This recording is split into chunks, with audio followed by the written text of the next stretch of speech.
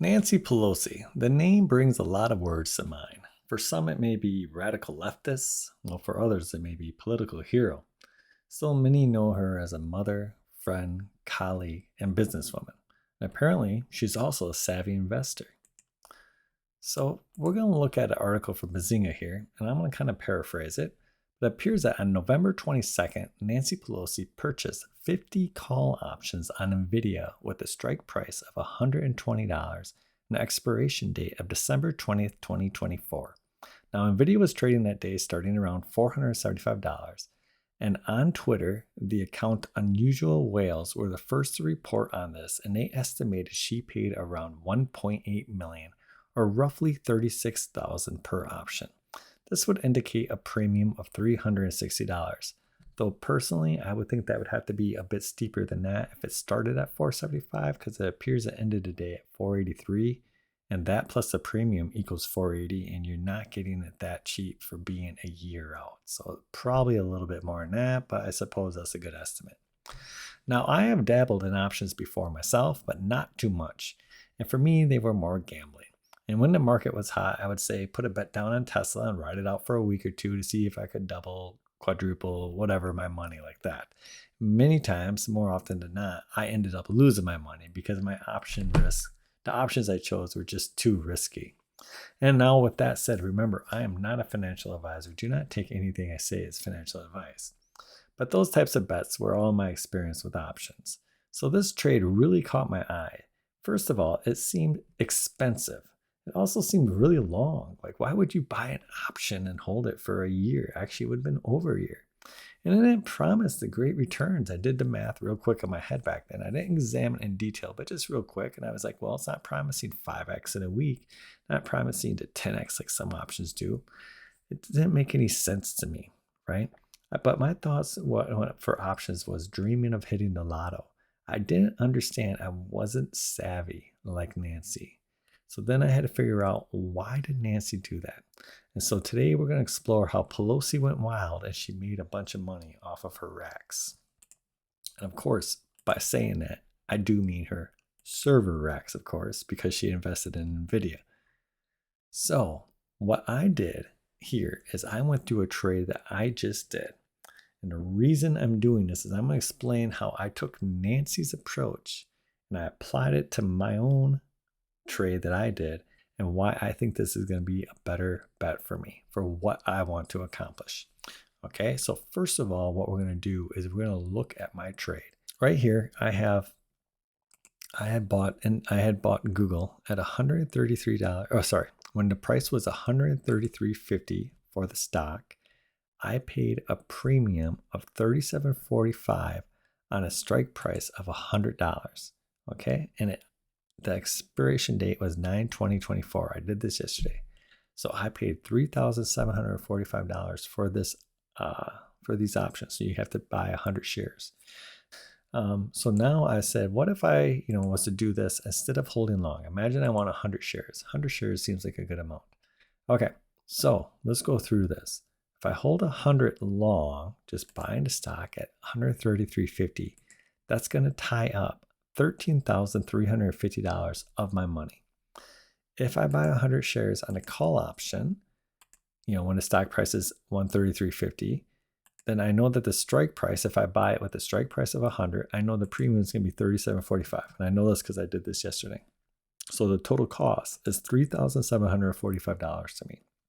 Now remember that this premium is never returned to you. This is the cost that you pay for getting this option. I just want to make that clear. Now, my expiration date on this is 9/20/24. And of course, being long a stock, your expiration date is never. Now, let's go ahead and examine what the movements in Google would do and what kind of returns I would get. Okay, so let's just go towards 9/20/24. And if Google was $100 there, on owning the long stock, I would be down $3,350. Okay, so if I had bought $13,350 worth of it, 100 shares, just outright long, if they drop to 100, then I lose $3,350. But on my call option would be worthless because my strike price is 100, the price is 100. I would be just at zero. So I would lose my entire premium, $33,745. Excuse me. Okay. So that is roughly $400 more. And that $400 stays consistent this entire time. So if we come up to like 120 here, you can see that on owning 100 stocks long, I lose $1,350. But on my call options, I lose $1,745. Okay.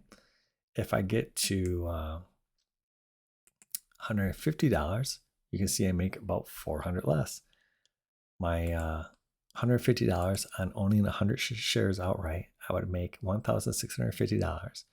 But on the call option, I'd only make $1,255. If it really jetted, I doubt it's going to do this, but let's just imagine it exploded to 200. Well, then on owning the shares outright, I would make $6,650. And then on the call option, I would make $6,255. So looking at that, you would say, why would you ever do this? It looks like it's better to always just hold it, okay? What is Nancy talking about? She must not know what she's doing. This is silly. Well, I'm going to tell you what it is. I think I figured it out. The reason that you do this is because, not because of the total return, it's because of the rate of return. Remember over here, if I'm buying 100 shares long, I have to tie up $13,350 of my dollars. But if I'm buying a call option, I only have to tie up this $3,745. That's it. Okay. So now look at this, right? Here I'm losing 25% of 13,350. Here I'm losing 100% of $3,745. Okay. Let's come over here to the money. On the extreme over here, right? I'm making 50%, right? On my 13,350, but over here I'm making 167%. Okay, and so this, I think, is why you do this. Okay, is that first of all, I'm capping, in a sense, my total losses. Okay, so when I look at this, my 3,745 here, I'm going to lose it anyway, either way. If I say I want 100 shares of Google, no matter what, okay, the most I can lose in this scenario right here, of course, I could lose more if it was 90, etc. I could lose more up here, not here, but up here. But in this scenario, the most I'm going to lose is $3,745, okay, which is $400 more than if the stock moved here. But remember that here, I only have $3,745 tied up, okay? Here, I have $13,350 tied up. And so if I go over here, right, I'm making a big return on this, but look at my percentage here. It's much bigger. And I'm making this on only $3,745. And so here's the important thing. With this, I have roughly $9,500 extra dollars to invest with. Okay? And that is the key. That is the key more than anything. It is riskier than owning a stock long. Absolutely. However, you can put your money to work a little bit more, accelerate your returns, and still have kind of a little bit of a cap at least. But I understand now why she did that with Nvidia. I didn't understand that before. I thought that was a pretty genius play there. When I didn't understand it at all. And now I get it, because after I sold that Google, I thought to myself, I really don't want to sell Google, but I don't want to have 13,000 held up in it. And then I thought about Pelosi and what she did. And I went through and I actually examined it. And I was like, wow, this makes a lot of sense. I don't have to tie up as much money. I'm still capturing most of the upside. Percentage-wise, I'm killing it.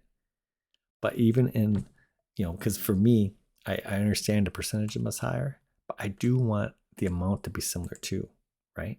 Because I had like 86 shares. So, I could see myself with 100 shares, right? So 100, I'm only losing about $400 here. But percentage wise, look at that. Totally accelerating 3x, right? And then, of course, again, I'm not tying up so much money. $9,000, $9,600 less. I have that. I can use that for something. I don't even have to make the return on it. I could just use it, right? Go to lunch with it, something like that. Very easy. So I thought this was a really good idea by Nancy.